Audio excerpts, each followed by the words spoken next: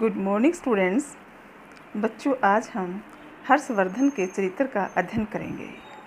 हर्षवर्धन प्राचीन भारत के महान सम्राटों में से एक था। वह एक महान विजेता, कुशल प्रशासक, विद्वान एवं विद्या का उदार संरक्षक, दानी एवं परिवार प्रेमी था। हर्षवर्धन के चरित्र में अशोक और समुद्रगुप्त दोनों के गुणों का मिश्रण था। समुद्रगुप्त की तरह विभिन्न दिशाओं में विजय प्राप्त करके उसने सम्राट का पद प्राप्त किया और देश को पुनः राजनीतिक एकता दी। इसके बाद उसने अशोक की तरह अपनी संपूर्ण शक्ति को शांति स्थापना में लगा दिया। देश के भौतिक और अत्याधुनिक उन्नति में योगदान देकर देश के सांस्कृतिक विकास में उन्होंने महत्वपूर्ण योगदान दिया। हर्ष के चरित्र के विभिन्न पहलू इस प्रकार हैं। परिवार प्रेमी। हर्ष के चरित्र का सबसे बड़ा गुण उसका परिवार प्रेम था। वह एक आदर्श पुत्र, स्नेही भाई था। अपने माता पिता की मृत्यु पर उसे बहुत दुख हुआ।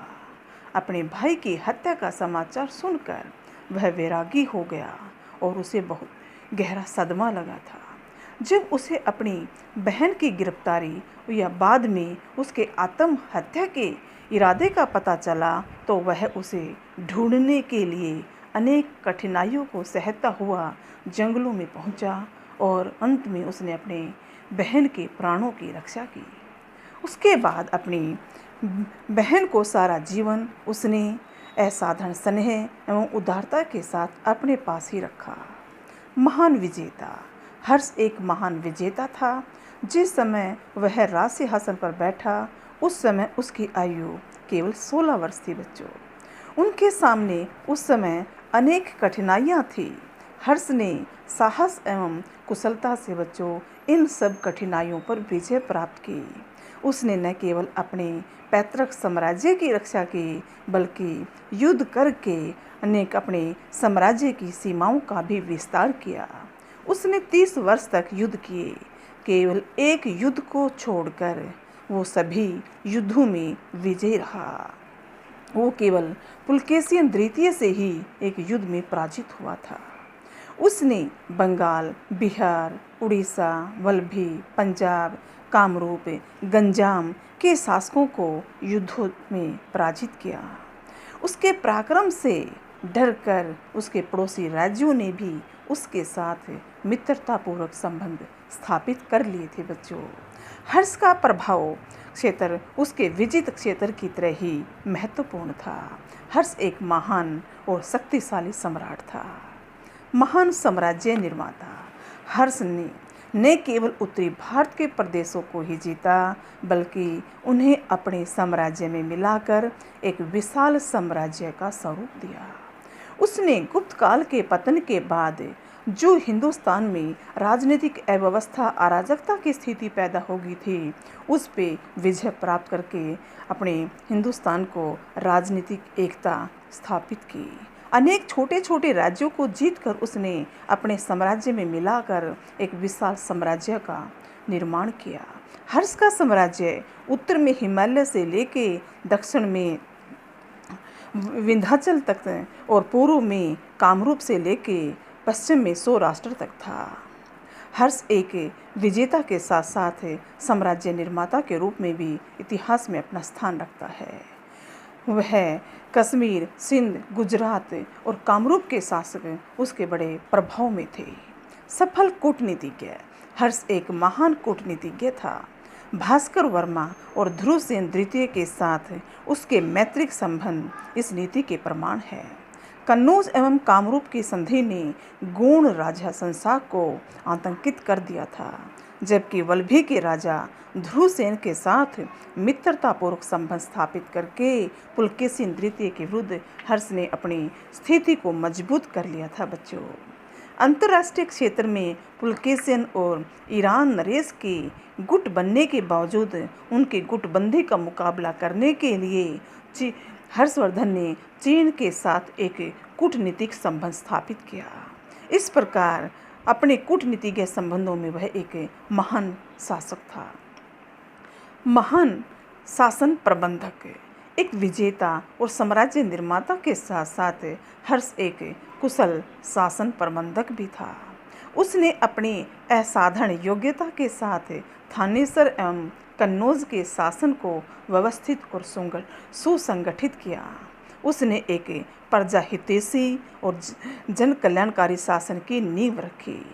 चीनी हेनसांग के विवरण और बाण के हर चरित्र से उसकी शासन प्रणाली की हमें जानकारी मिलती है। वह एक परिश्रमी और कर्तव्यपरायण शासक था। उसके समय में कर बहुत कम थे, लोगों पर किसी प्रकार का कोई प्रतिबंध नहीं था। वो एक स्थान से दूसरे स्थान पर आसानी से आ जा सकते थे। कहने का मतलब है वो उस समय स्वतंत्र थे।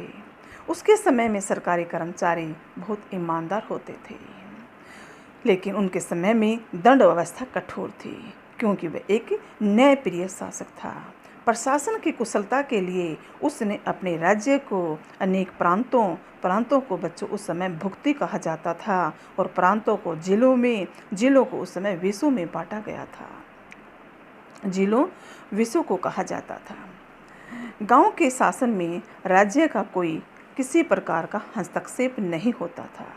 महानता ने दानशीलता में तो संसार का कोई भी अन्य सम्राट उनके साथ तुलना नहीं कर सकता। प्रति 5वें वर्ष प्रयाग में एक सम्मेलन होता था, और उस सम्मेलन में महादान किया जाता था। महादान भी ऐसा बच्चों कि जिसमें पूरा राज खजाना ही खाली कर दिया जाता हो। प्रजा कल्याण की भावना से प्रेरित होकर सम्राट अशोक की तरह उसने भी सड़कों के किनारे बच्चों वृक्ष लगवाए, विश्राम गृहों की स्थापना की, जहां ठहरने, भोजन और चिकित्सा का निःशुल्क प्रबंध था। विद्या प्रेमी सम्राट में वीरता के साथ साथ विद्या प्रेम की भी हम कहेंगे कूट भरा हुआ था। सम्राट के साथ साथ वह एक साहित्यकार भी था। उसकी रचनाएं संस्कृत साहित्य की अमूल्य निधि हैं। उन्होंने नागानंद, प्रियदर्शिका और रत्नावली जैसे प्रसिद्ध नाटक लिखे थे। वह विद्वानों का आश्रयदाता था। उसकी सभा के रत्नों को देखकर चंद्रगुप्त विक्रमादित्य की सभा का स्मरण हो जाता है या याद आ जाती है। बाण, दिवाकर, मयूर, जयसेन, भतृहरि एवं भास जैसे विद्वान दरबार की शोभा बढ़ाते थे। विद्या प्रेम के कारण वह अपने राज्य की आय का 1/4 भाग विद्वानों में पुरस्कार के रूप में देता था। नालंदा के मठ को उस समय अनेक गांवों की करमुक्त भूमि देकर उसने इसको एक विशाल विश्वविद्यालय के रूप में तब्दील कर दिया था या बदल दिया था, जहां देश विदेश के 10,000 विद्यार्थी शिक्षा ग्रहण करने के लिए आते थे। हर्ष न केवल एक योग्य साहित्यकारों का उदार आश्रयदाता था, बल्कि वह स्वयं भी उच्च कोटि का सुविख्यात लेखक था। धर्मपरायण और सहनशील अशोक और कनिष्क की तरह हर्षवर्धन भी धर्मपरायण एवं सहनशील शासक था।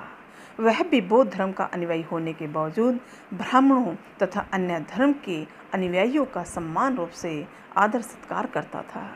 उसकी सहनशीलता की नीति ही प्रशासन की आधारशिला थी। उसने अपने राज्य में नियुक्तियों में किसी प्रकार का कोई धार्मिक भेदभाव नहीं किया था। उसके दरबार में बच्चों अनेक धर्मों से संबंधित विद्वान रहते थे। प्रयाग के सम्मेलन में उसने महात्मा बुद्ध के साथ साथ शिव और सूर्य की उपासना की थी। भिक्षुओं, ब्राह्मणों, निग्रंथों, अनाथों आदि को समान रूप से दान देता था। महान प्रचारक बौद्ध धर्म के प्रचारक के रूप में हर्षवर्धन, अशोक, मिनिंडर और कनिष्क की तरह ही गिना जाता है कि जैसे इस समय तक बौद्ध धर्म अपनी पतन अवस्था में पहुंच चुका था, हर्षवर्धन ने बौद्ध धर्म के प्रचार प्रसार के दोबारा पुनर्जीवन का दान दिया था। नालंदा विश्वविद्यालय को राजकीय सहायता दी। उड़ीसा में महायान धर्म का प्रचार किया। कन्नौज के धार्मिक सम्मेलन में महायान की श्रेष्ठता की घोषणा की।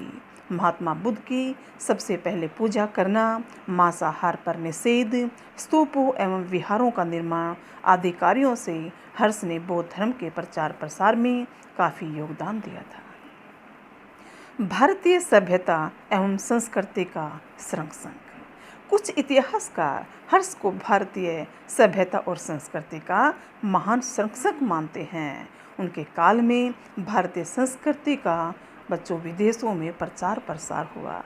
हर्ष द्वारा संरक्षित नालंदा विश्वविद्यालय में हम देखते हैं अनेक देशों के विद्यार्थी शिक्षा ग्रहण करने आते थे, जिन्होंने बच्चों अपने देशों में लौटकर भारतीय सभ्यता और संस्कृति का प्रचार किया। हर्ष द्वारा कन्नौज और प्रयाग में किए गए सर्वधर्म सम्मेलन भी भारतीय सभ्यता और संस्कृति को बचाने या उसके विकास करने के बहुत बड़े प्रयास थे। उसने अपने कार्यों से आने वाले शासकों के सम्मुख एक बहुत बड़ा उदाहरण प्रस्तुत किया था।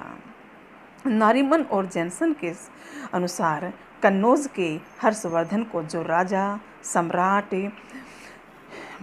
प्रतिभाशाली सैनिक संगठनकर्ता, विद्वानों का आश्रयदाता तथा सभी कुछ थे, भारत के महापुरुषों में वह बहुत ऊंचा स्थान पाते हैं।